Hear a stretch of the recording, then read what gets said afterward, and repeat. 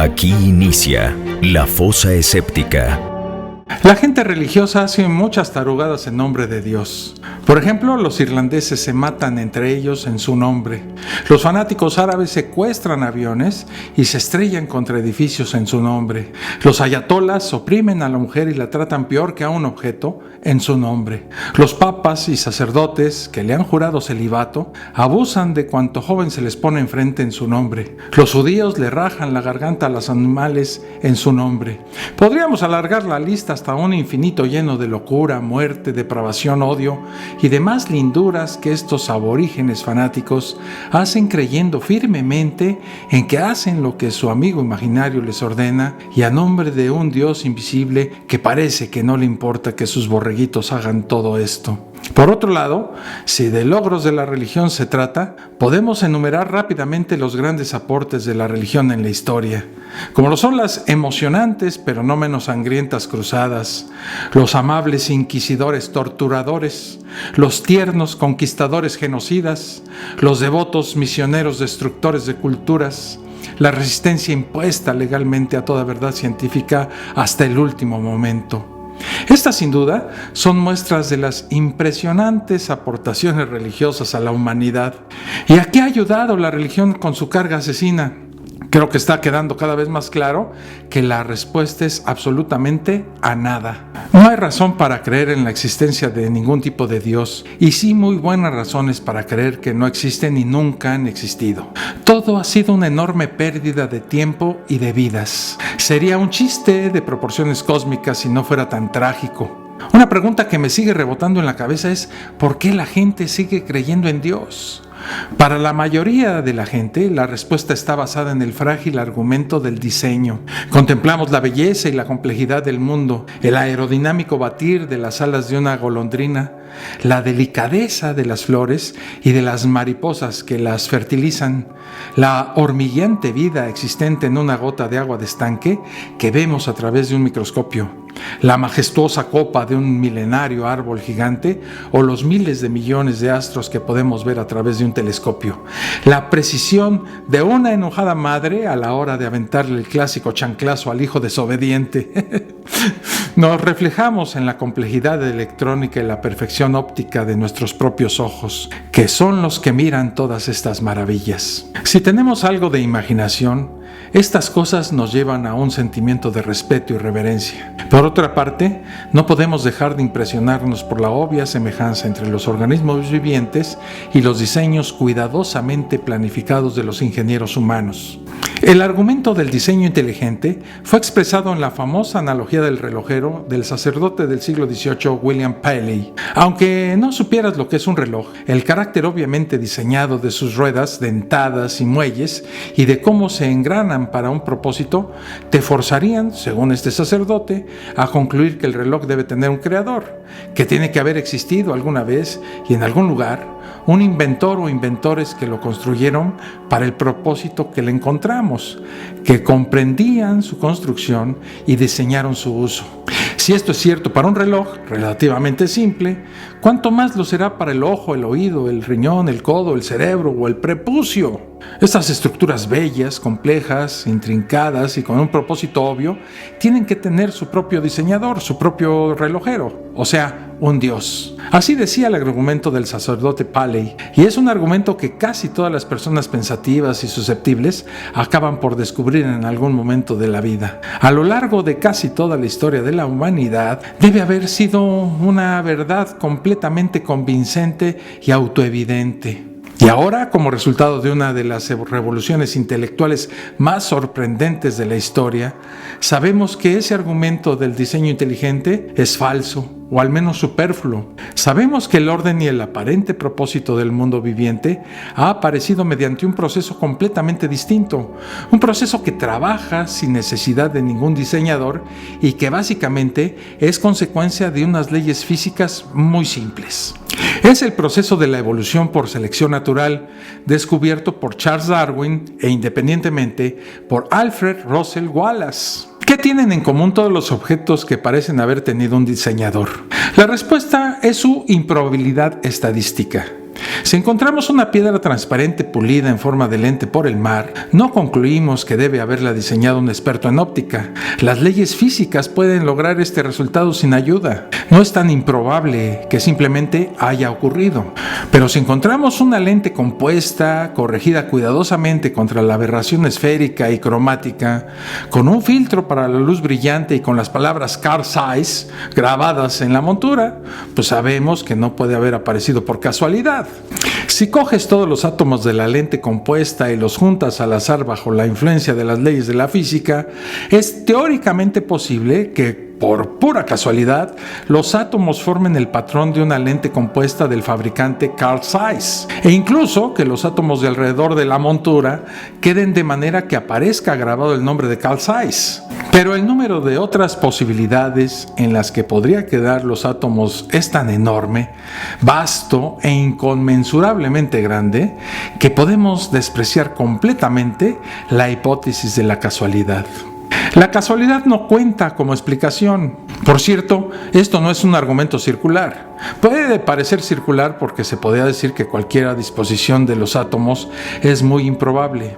Como se ha dicho con anterioridad, cuando una bola cae sobre una hoja de césped particular en un campo de golf, sería absurdo exclamar: de todos los miles de millones de hojas de césped en los que podría haber caído, la bola ha caído justamente sobre esta. ¡Qué asombrosa y milagrosamente improbable! Aquí la falacia es, por supuesto, que la bola tenía que caer en alguna parte. Solo podemos asombrarnos de la improbabilidad del suceso si lo especificamos a priori. Por ejemplo, si un hombre con los ojos vendados gira sobre sí mismo al jugar golf, golpea la bola al azar y logra un hoyo en uno. Eso sería realmente asombroso porque el objetivo de la bola se especifica de antemano. De los trillones de formas que hay de juntar los átomos de un telescopio, solo una minoría funcionaría realmente de manera útil. Solo una pequeña minoría tendría el nombre de Carl Zeiss grabado, o de hecho, cualquier palabra de cualquier lenguaje humano. Ocurre lo mismo con las piezas de un reloj. De todos los millones de formas que hay para juntarlas, solo una pequeña minoría dará la hora o hará algo útil. Y por supuesto lo mismo ocurre a posteriori con las partes de un cuerpo viviente. De las trillones de maneras que hay de juntar las partes de un cuerpo, solo una minoría infinitesimal podría vivir, buscar comida, comer y reproducirse. Cierto, hay muchas formas de estar vivo, al menos 10 millones de formas si contamos el número de especies distintas que hay en la actualidad. Pero haya las formas que haya de estar vivo, es seguro que hay muchísimas más formas de estar muerto. Podemos concluir con seguridad que los seres vivos son demasiado complicados, o sea, demasiado improbables estadísticamente para que hayan aparecido por pura casualidad. ¿Cómo pues han aparecido? La respuesta es que la casualidad tiene que ver en esta historia, pero no un acto individual y monolítico de casualidad. En cambio, se ha dado uno tras otro en secuencia una larga sucesión de pequeños pasos casuales, cada uno lo suficientemente pequeño para que sea un producto creíble de su predecesor. Estos pequeños pasos de casualidad están causados por las mutaciones genéticas, cambios al azar, que podríamos considerar de hecho como errores en el material genético. Estos cambios producen alteraciones en la estructura del cuerpo. La mayoría de estos cambios son letales y llevan a la muerte. Una minoría de ellos resultan ser ligeras mejoras que llevan a un aumento de la supervivencia y la reproducción. A través de este proceso de selección natural, esos cambios azarosos que resultan ser beneficiosos acaban por extenderse en la especie y se convierten en la norma. La escena queda ahora a la espera de otro pequeño cambio en el proceso evolutivo. Después de, digamos, 1 millar de estos pequeños cambios, cada uno de los cuales proporciona la base para el siguiente, el resultado final se ha hecho, por proceso de acumulación, demasiado complejo para que haya aparecido en un acto individual de casualidad. Por ejemplo, es teóricamente posible que aparezca de un simple golpe de suerte un ojo de la nada, digamos de la piel desnuda. Es teóricamente posible, en este sentido, que la receta se haya escrito en la forma de un gran número de mutaciones. Si todas estas mutaciones ocurrieran simultáneamente, podría aparecer un ojo de la nada, pero aunque es teóricamente posible, es inconcebible en la práctica. La cantidad de suerte implicada es demasiado grande. La receta correcta implica cambios en un número enorme de genes simultáneamente. La receta correcta es una combinación particular de cambios entre trillones de combinaciones de cambios igualmente probables. Podemos descartar con seguridad una coincidencia tan milagrosa, pero es perfectamente plausible que el ojo moderno haya aparecido a partir de algo casi igual al ojo moderno, pero no del todo. Un ojo un poquito menos elaborado. Con el mismo argumento, este ojo un poquito menos elaborado apareció a partir de un ojo un poquito menos elaborado aún, y así sucesivamente. Si suponemos un número suficientemente grande de diferencias suficientemente pequeñas entre cada etapa evolutiva y su predecesora, podemos derivar un ojo complejo a partir de la piel desnuda. ¿Cuántas etapas intermedias podemos postular? Eso depende de con cuánto tiempo podemos tratar. ¿Ha habido suficiente tiempo para que se desarrollen ojos de la nada mediante pequeños pasos? Bueno, los fósiles nos dicen que la vida se ha desarrollado en la Tierra desde hace más de 3,000 millones de años. Es casi imposible para un hombre imaginar una cantidad de tiempo tan inmensa. Natural y afortunadamente, tendemos a percibir nuestra propia vida como un periodo de tiempo bastante largo, aunque raramente vivamos más de un siglo. Hace 2000 años que supuestamente vivió Jesucristo, un periodo de tiempo suficientemente largo para confundir la diferencia entre historia y mito. ¿Puedes imaginar 1,000,000 de veces ese periodo? Supón que queremos escribir toda la historia en un largo rollo de papel. Si metiéramos toda la historia en un rollo de papel que midiera la distancia que hay, por ejemplo, entre Milán y Moscú, que son exactamente 2,291 kilómetros, nada más te pido que pienses en las implicaciones que esto tiene en la cantidad de cambio evolutivo que cabría en todo ese tiempo. Todas las razas domésticas, por ejemplo, de perro, pequineses, dobermans, beagles, san bernardos y chihuahuas, han surgido a partir de lobos en un periodo de tiempo que se mide en cientos o como mucho miles de años, no más de 2 metros en el trayecto de Milán a Moscú. Piensa en la cantidad de cambio implicado en el tránsito de un lobo a un pequinés. Ahora multiplica esa cantidad de cambio por 1,000,000. Si lo miras de esa manera, parece más fácil creer que un ojo puede desarrollarse de la nada poco a poco. Se hace necesario para satisfacer nuestra existencia que todas las partes intermedias en la ruta evolutiva, digamos desde la piel desnuda hasta el ojo moderno, tienen que haberse favorecido por la selección natural, haber sido una mejora con respecto a su predecesor en la secuencia o al menos haber sobrevivido. No tiene sentido pensar que teóricamente existe una cadena de partes intermedias casi imperceptiblemente diferentes si muchos de estos individuos intermedios han muerto. A veces se arguye que las partes de un ojo tienen que estar todas presentes o el ojo no funcionaría en absoluto. Medio ojo, dice el argumento, no es mejor que ningún ojo. No puedes volar con media ala, no puedes oír con medio oído, por tanto no puede haber existido una serie de partes intermedias hasta el ojo, ala u oído modernos. Este tipo de argumento es tan ingenuo que uno solo puede preguntarse cuáles son los motivos subconscientes para querer creer en él. Es obviamente falso que medio ojo sea inútil. Los que padecen de cataratas, por ejemplo, cuyos cristalinos han sido extirpados quirúrgicamente, no ven bien sin gafas, pero están mucho mejor que la gente que no puede ver nada, ¿verdad? Sin cristalino no puedes enfocar detalladamente una imagen, pero puedes evitar chocar con obstáculos y detectar la sombra amenazante de un depredador.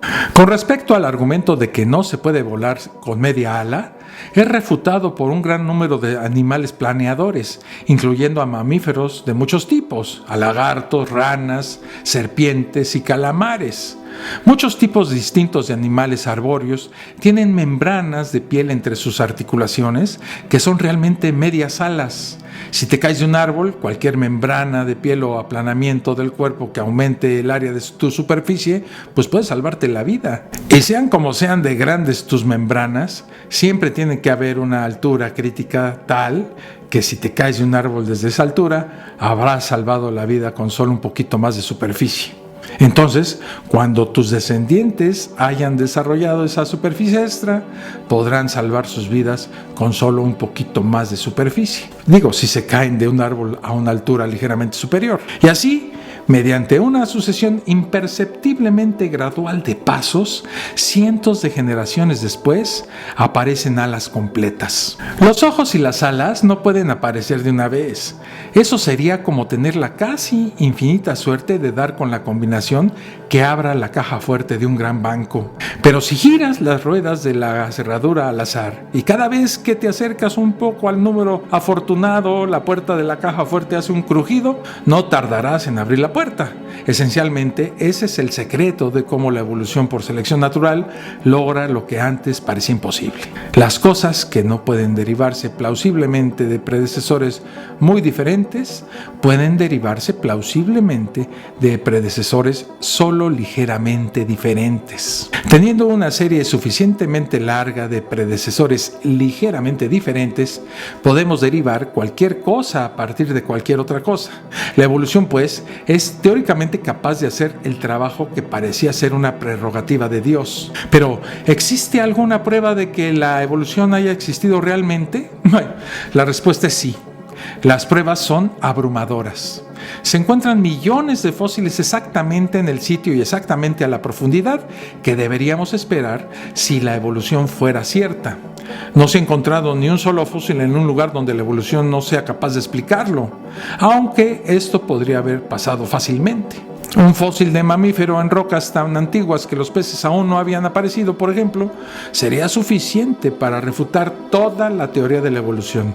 Los patrones de distribución de los animales y plantas en los continentes e islas del mundo es exactamente lo que esperaríamos si se hubieran desarrollado a partir de ancestros comunes mediante un proceso lento y gradual. Los patrones de semejanza entre los animales y plantas es exactamente lo que deberíamos esperar si algunos fueran primos entre ellos y otros fueran primos más distantes. El hecho de que el código genético sea el mismo en todas las criaturas vivientes sugiere abrumadoramente que todas son descendientes de un único ancestro. La evidencia de evolución es tan convincente que la única manera de salvar la teoría de la creación es suponer que Dios colocó deliberadamente enormes cantidades de pruebas para hacer que pareciera que la evolución fuera real. En otras palabras, los fósiles, la distribución geográfica de los animales, etc., son todos un gigante truco de este Dios timador. ¿Alguien quiere adorar a un Dios capaz de tal fraude? Es seguro, mucho más reverente y más sensato científicamente, aceptar el significado literal de la evidencia. Todos los seres vivos somos primos unos de otros, descendientes de un ancestro remoto que vivió hace más de 3,000 millones de años. El argumento del diseño ha sido pues destruido como razón para creer en Dios. ¿Hay muchos más argumentos? Bueno, pues algunos creen en Dios por lo que dicen que es una revelación interior. Tales revelaciones no son siempre edificantes, pero parecen ser sin duda reales al individuo implicado. Muchos habitantes de manicomios tienen la fe interior de que son Napoleón o Dios mismo. El poder de esas convicciones es indudable para los que las tienen, pero esto no es razón para que el resto de nosotros les creamos. De hecho, ya que esas creencias son mutuamente contradictorias, pues no las creemos en absoluto. ¿Hay algo más que debe decirse? La evolución por selección natural explica muchas cosas, pero no pudo empezar de la nada. No podría haber empezado hasta que apareciera algún tipo de reproducción y herencia. La herencia moderna está basada en el código del ADN, que es de por sí demasiado complicado para que apareciera espontáneamente, pues mediante una casualidad individual. Esto parece significar que tuvo que haber existido un sistema hereditario anterior, ahora desaparecido, que era lo suficientemente simple para que apareciera por casualidad por las leyes de la química y que proporcionó el medio en el que pudo dar comienzo a una forma primitiva de selección natural acumulativa. El ADN fue un producto posterior de esta selección acumulativa. Antes de esta original forma de selección natural, hubo un periodo en el que los compuestos químicos se formaron a partir de elementos más simples, siguiendo las conocidas leyes de la física. Antes de eso, todo fue construido a partir del hidrógeno puro como consecuencia inmediata del Big Bang, el suceso que inició el universo. Existe la tentación de argumentar que aunque Dios puede no ser necesario para explicar la evolución de orden complejo, una vez que el universo comenzó con sus leyes fundamentales de la física, sí necesitamos a Dios para explicar el origen de todas las cosas. Esta idea no le deja mucho trabajo a Dios. Solo hizo estallar el Big Bang, se sentó y esperó a que pasara todo. El físico químico Peter Atkins, en su libro maravillosamente escrito de la creación, postula un Dios perezoso que se esforzó por hacer lo menos posible para iniciarlo todo. Atkins explica cómo todo suceso en la historia del universo resulta, por simple ley de la física, de su predecesor. Así reduce el trabajo que el perezoso creador necesitaría realizar y finalmente concluye que de hecho no habría necesitado haber hecho nada en absoluto. Los detalles de la etapa primordial del universo pertenecen al reino de la física, mientras que los biólogos, más relacionados con las etapas posteriores de la evolución de la complejidad, ¿verdad? Para los biólogos, la cuestión importante es que aunque el físico necesite postular un mínimo irreductible que tuvo que estar presente en el inicio para que el universo pueda comenzar, este mínimo irreductible es ciertamente extremadamente simple. Por definición, las explicaciones que surgen de premisas simples pues son más plausibles y más satisfactorias que las explicaciones que tienen que postular comienzos complejos y estadísticamente improbables. Y es difícil conseguir algo más complejo que un Dios todopoderoso. Hasta aquí este video. Te recuerdo suscribirte al canal y activar la campanita para que te notifique cuando haya contenido nuevo. En la descripción de este video te dejo el link para que te conviertas en un patrocinador de este canal. Hasta el próximo video. Un abrazo. Esto fue La Fosa Escéptica, un lugar para ejercitar la mente, con Alfonso Villalpando.